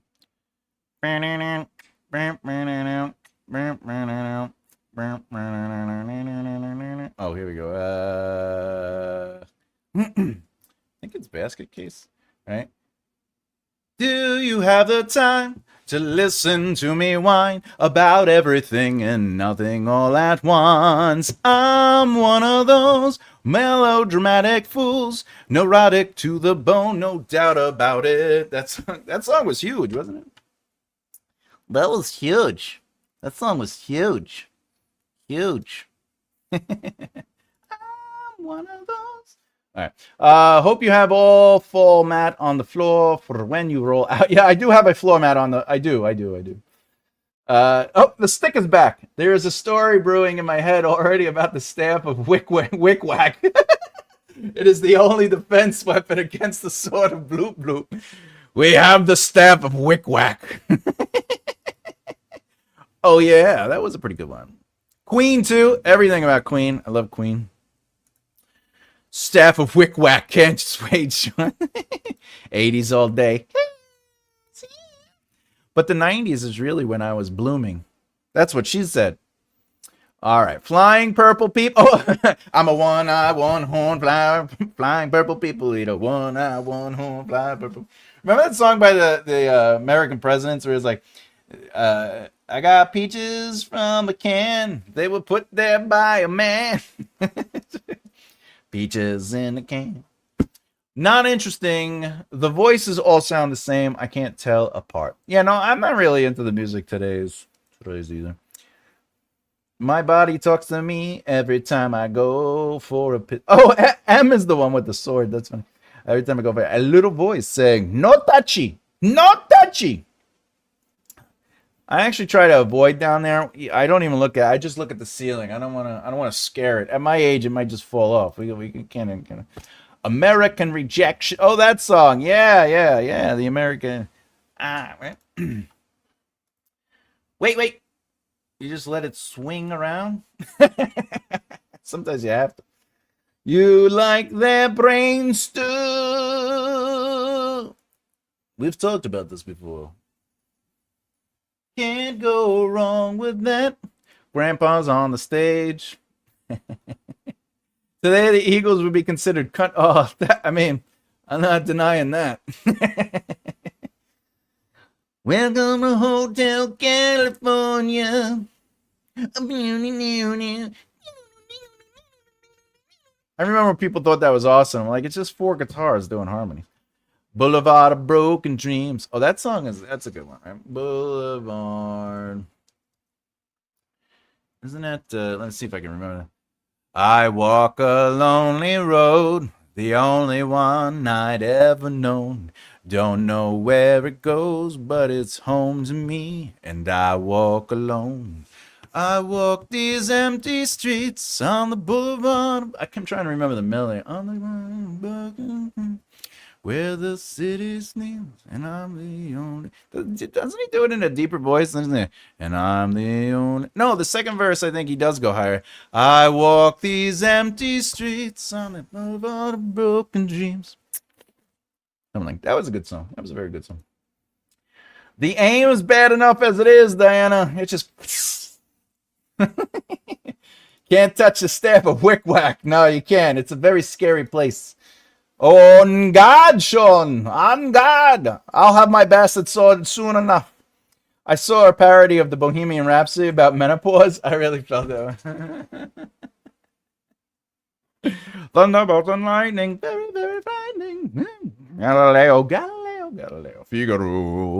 Figaro, I'm just a poor boy from a poor family. Spare me this knife from this monstrosity. Easy come, easy go. Will you let me go? No, I won't let you go. What are some of the worst ways a new writer... Oh, questions. What are some of the worst ways a new writer could be screwed with a contract? It's for a character who has successful debut. But I'm at the be effed in the arse. It's great. So in writing, I don't know if you know what licensing rights are. In a contract, sometimes the licensing rights are a little difficult to make sense of without a lawyer. Always get a lawyer or an agent or somebody to negotiate those contracts. If a publisher does come to you with a contract, you can then reach out to an agent and they're more likely to represent you because you have movement. Lawyers, you just hire a lawyer. But if you're like, I can't get an agent, but a publisher's interested in me, you can go that route. That's how I got my first agent. It was because I had movement with MGM Studios. With that said, though, the licensing rights are sometimes convoluted. And sometimes, authors aren't really catching the little things. You could lose out on your audio rights. You could lose out on paperback. You could lose out on international. You could lose out on the universe. There is a clause for the universe. You could mess out on TV and film. Right. So there's different licensing rights that sometimes get like clunked together, or you're just not catching it. And if that's the case, and the publisher then decides to do like a film, they have the rights to get the film made or not, and they get the money for it, and you don't necessarily always get the real money. So it's always good to think about the rights. You can be screwed from that. Another way that you can be screwed as a writer with a contract is they could lock your book. I don't know how it is in over the pond, but just like with music, songs, film, and television, they can buy and hold the rights either indefinitely if you don't read the contract fully, or for a period, and they shelf the item. Movie studios do this often to basically stop a similar film from coming out. So if your book or story is, let's say, about a short character getting a ring and going to a mountain, right? Like a Miramax at the time, or if it was it Miramax, I forget, whoever had Lord of the Rings. They could technically buy up your movie and be like, we'll pay you a lot of money. And they pay you a lot of money. And then they just shelf it. And you're not allowed to get it filmed again. You're not, and it's dead. It's just dead. So that can happen as well. The name of the dream is Brain Stew. Brain Stew. Is that a new song? Let's see. Oh. I'm having trouble trying to sleep. I'm counting sheep, but running out. As time ticks by, still I try. No rest for crosstops in my mind. On my own. Oh, on my own. Here we. Oh, that's what it is. Dun dun dun dun. Oh, that was what I was humming before. Dun dun dun dun dun dun dun dun dun. Dun, dun, dun, dun, dun, dun, dun, dun. I'm having trouble trying to sleep. I'm counting sheep, but running out. As time ticks by, still I try. No rest for cross tops in my mind. On my own, here we go.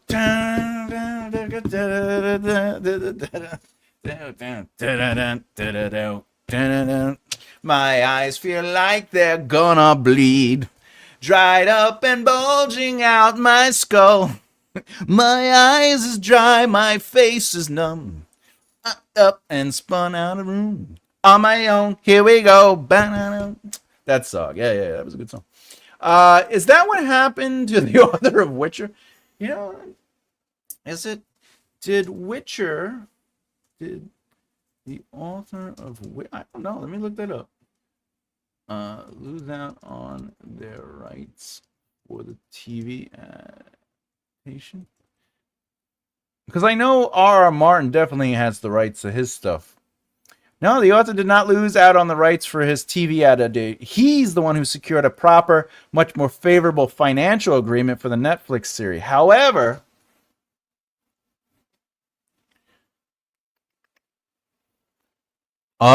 in the early 2000s, he sold the video game adaptation rights or licensing rights to CD Projekt Red for a small flat lump sum of $9,000. Because he did not believe the game would be successful and he turned down a percentage of the profits and just accepted a $9,000 payday. After a 2018 lawsuit, after the games became massive global hits, lawyers used Polish copyright law Article 44, or Polish copyright law Article 44 to demand $16 million in additional royalties due to the gross discrepancy in pay. The settlement ended in 2019. They reached a settlement outside of the courts.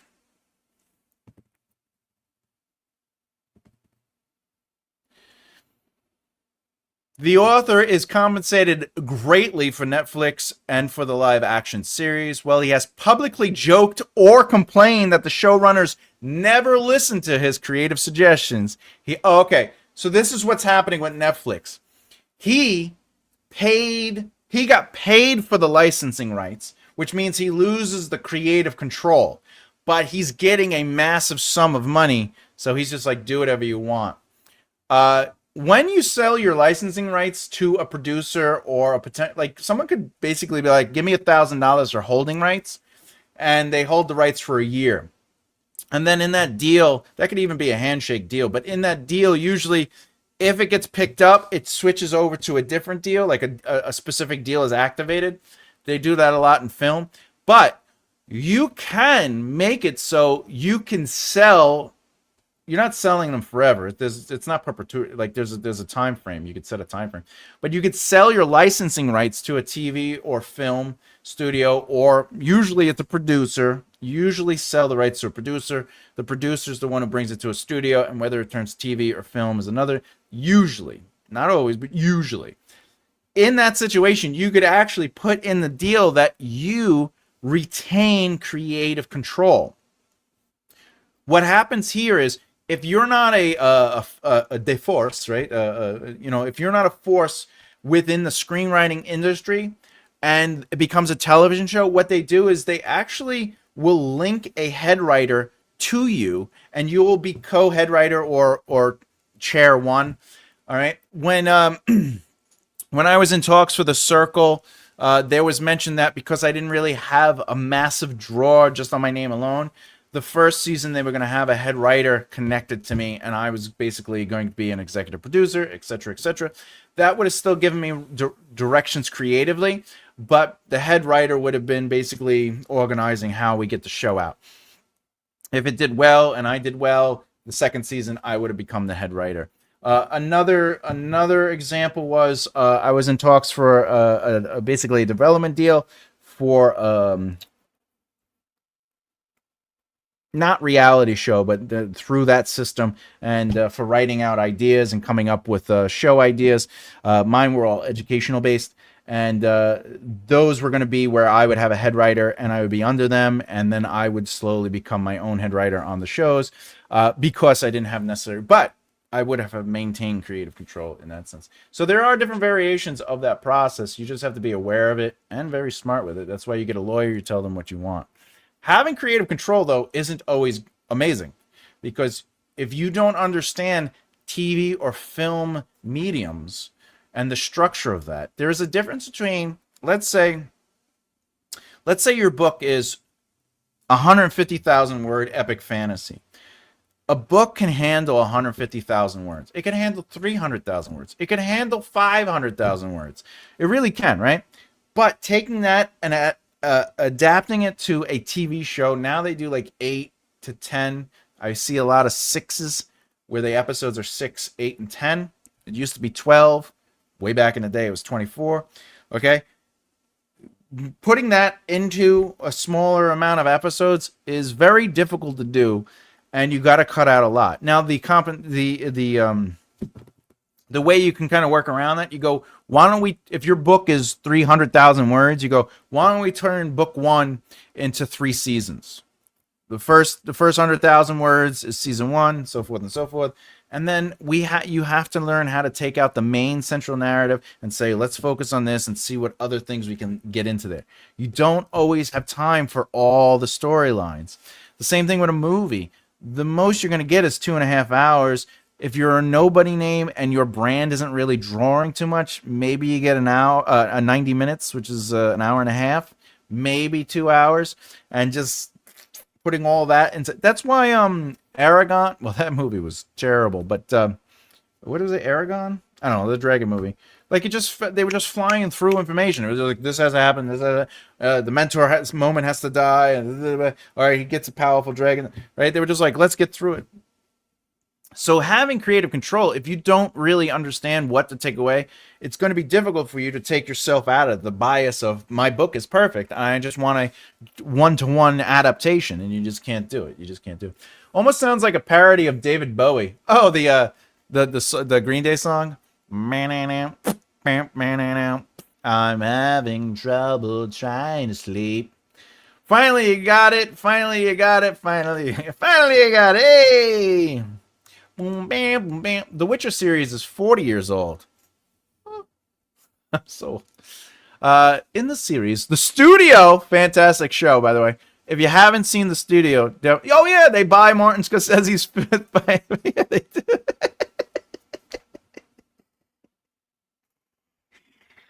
The way that plays out, I have seen that happen. I don't want to ruin it for it. Please, if you haven't yet watched the studio on Apple, watch it. That's what Julian Queen did. Well, with Bridgerton series, she just signed it all over and didn't care about her story. I mean, this is the way I look at it. Do I want to write a TV show or film, or do I want to be involved in it? If the answer is yes, then I'm going to fight for that opportunity and try to get as much in as I can. If I don't feel like putting the time into it, because it's a lot of time. Even George R. R. Martin used to say, he's like, I got to write 1, maybe 2 scripts a season for the first 5 seasons. And he's like, I asked not to do it anymore. It just, because between the rewrites, and there's a time restraint, blah, blah. If I didn't want to do it, I would be comfortable with that. And my argument would be, if you want to read the original version of the book that was intended to be read as is, the book always exists. Please buy the book. The book is the truest form of the art. It's the truest form of the narrative. This is adaptation. And I would make sure that the book, the film or TV show would say, this is an adaptation of the book. Because the money you get... money. I enjoyed the first season of that, but the other seasons I have not liked. They have missed the point of the stories, especially with Penelope. Are you talking about The Witcher? Oh, it's Bridgerton. Love the Queen Charlotte, though. I have actually not seen Bridgerton, but I heard it was amazing. Same Cindy. Yeah, they really messed up the whole story of the Bridgerton. The movie Obsession made over $300 million from a $700K budget. Everyone involved is getting paid, but one lady agreed to work for a fixed $300 per day. Oh yeah, I heard about that. By the way, if anyone's wondering and you're a filmmaker, very rare that this happens, where you do a film and it makes $300 million. There was just the person who did Obsession built their brand over the social media. Right? He let's see. Yeah, he transformed from micro budgeting sketch comedy on YouTube. Oh yeah, he created sketch comedy on YouTube and TikTok and all that stuff. And he basically developed such a brand for himself that he was able to negotiate these ideas. And that's really everything. Whenever you hear me talking, that's what I'm talking about. You build a demand that you have to supply. And you could do it. It's just the way you approach it is really, it's all about presentation, you know? I haven't even watched the newest Bridge. How many seasons of that? How many seasons of Bridgerton are there? There are 4 seasons. And it just got renewed for a 5th and 6th. Producers intend to make 8 seasons in total, 1 for each of the 8 books. By the way, I don't know if you read... Did anyone read this? But Outlander is getting another season, right? Another season. I think they're doing 1 more season. Oh, they are not getting another season in the main, as its 8th and final season concluded. Oh, never mind. I was reading that they might do another season, but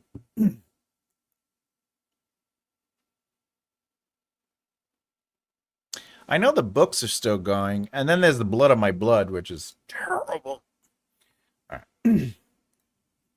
Me neither. I don't like where they're going with Francesca. Penelope's story disappointed me so much not watching anymore. That's fair. That's fair. Yeah, they missed the whole point of the story with Francesca. I know, right? Francesca's supposed to be an alien from outer space. All right. Watching them try to cast to... yeah.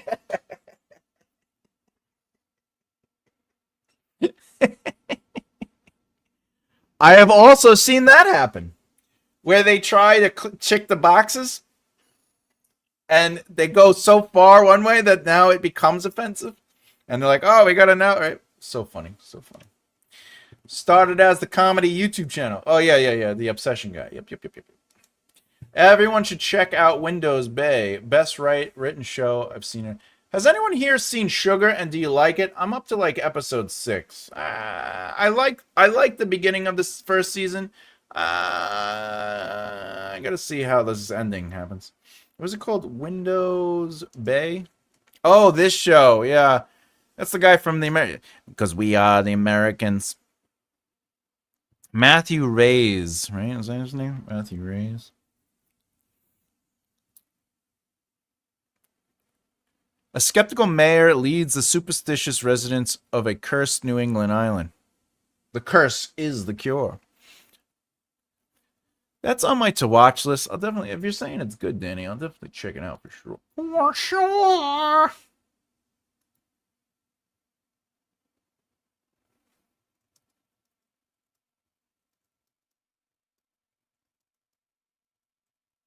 Ooh,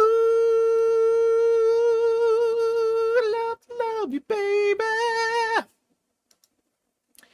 Ooh. Okay, where are we at? All right, we're good. We're good. Want me to do questions real quick? I gotta do questions real. If anyone has any questions, yeah, well, you got. You know what? Let's do 2 minutes, 3 minutes, 5 minutes.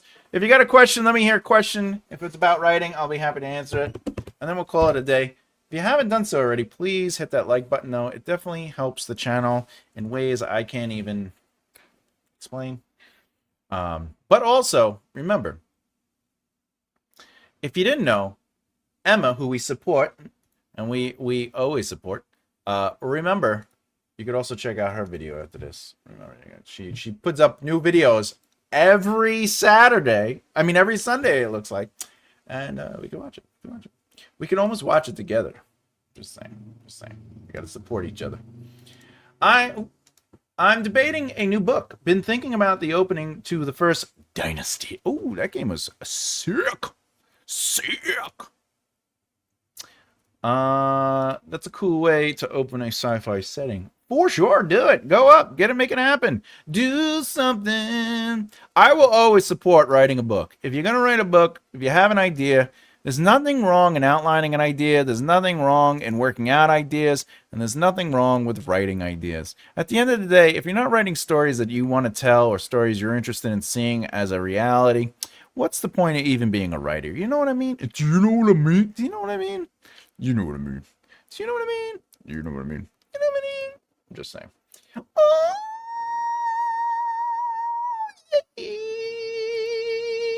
yeah. Hell yeah. Victory is mine. Okay.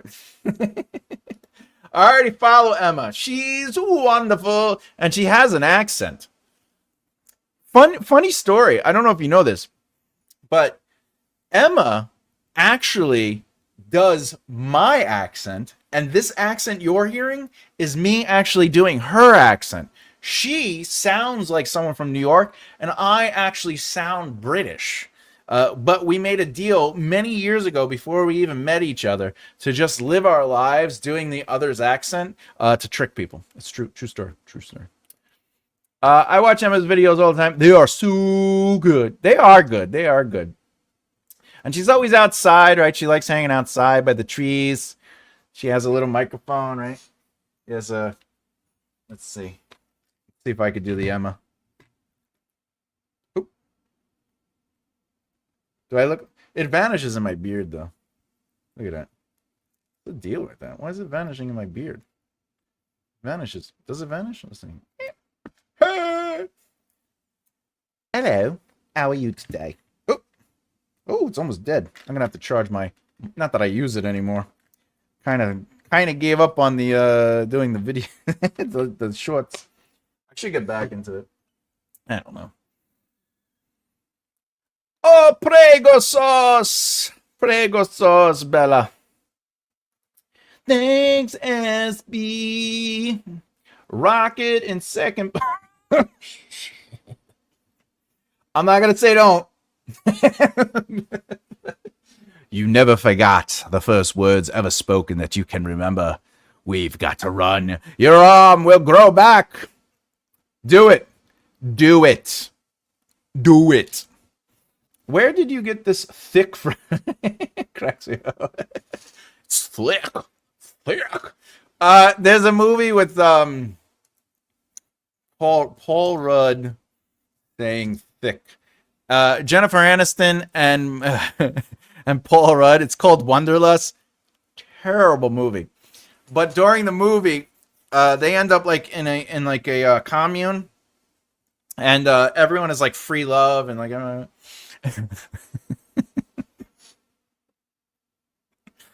It's my favorite part of the entire movie. Anyway, so Jennifer Aniston ends up being with another guy, I think, or the guy she ends up being with tells Paul Rudd that they were together. They did the mambo, they did the jumbo, they got it on. Okay, anyway. So then it turns out it's true. And he's like, what are you doing? And Jennifer Aniston's character's like, what? We're doing it, right? And he's like, oh, I didn't know we were doing that. And she's like, well, you have to do it now. You have to go find someone and do it. You must do it, so we could just even it up. So he goes and hangs out with this other girl that's been flirting with him the whole time. And he doesn't want to do it, though. He's not interested in it, And he's really uncomfortable. And the girl's like putting on the moves, whatever. And he's trying to flirt, and he's like, he just keeps saying, he goes, you want my dick, right? He keeps saying it like that, and then she's like, what are you saying? And he starts going, it's thick.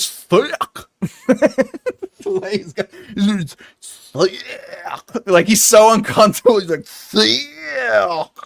And she's like, are you okay? Are you choking? And he's like, no, I'm good. It's thick. And she's like, maybe we shouldn't do this. And it was like a sure thing, but she just left. But he was so uncomfortable, he just started getting stuck in this like, so that's where I get it from. I get it. I ruined it for you, but anyway.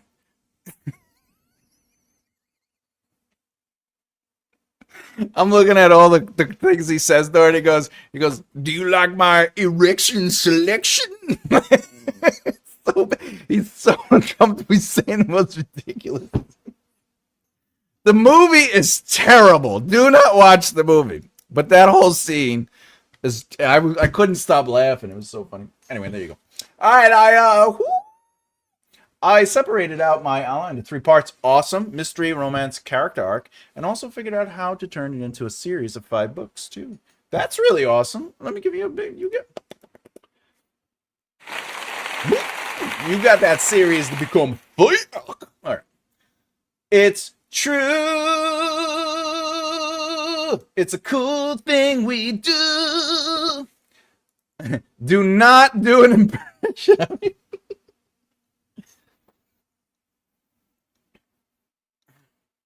Okay, fine. It's going to take my hair down. It's going to put on a dress. It's going to be nice. I will never forgive you. Anyone watch the other Bennett sister? It was fabulous. I did not. Emma Bennett. Do you have another sister that we can watch, or is that a book or a show? Oh, it's a show. Yeah, I thought I heard. Yeah, Emma definitely has a nice little New York twang.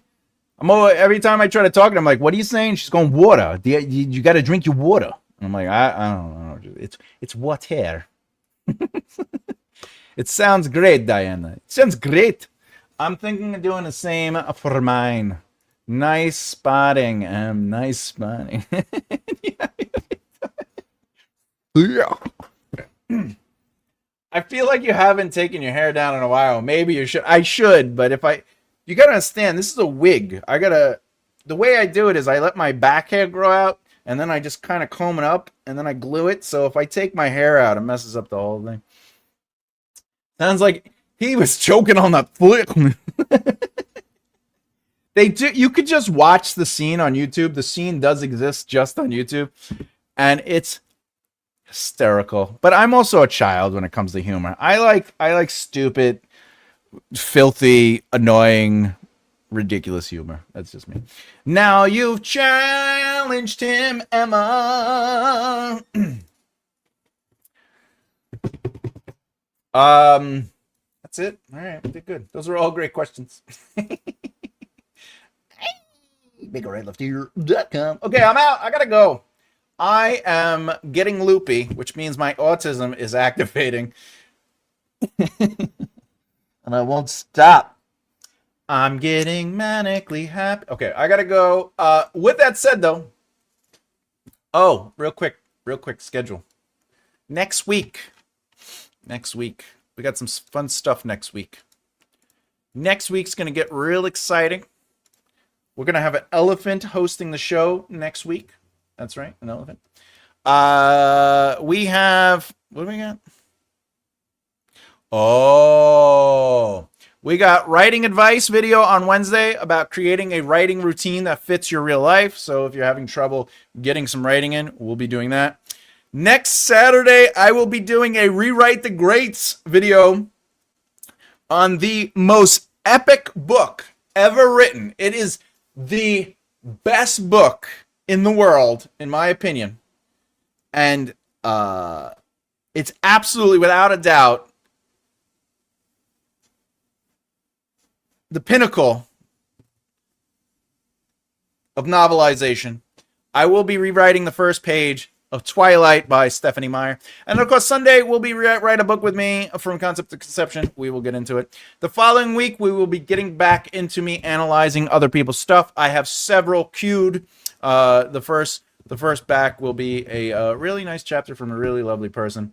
And I'm glad that they sent it to me. So we'll see how that goes. Other than that, what we got? Good night, Chris. Bye. We'll be seeing an impression of Thomas being Emma. Almost said, doing, oh my God. It almost happened. The elephant in the room is my low-cut dress. Nighty-night, everyone. Oh, you're looking at my latest book. Oh, Twilight. Yeah, Twilight. How do we send you something you could edit? You could email me directly if you have my email, which I believe you do, Cindy. Or you can...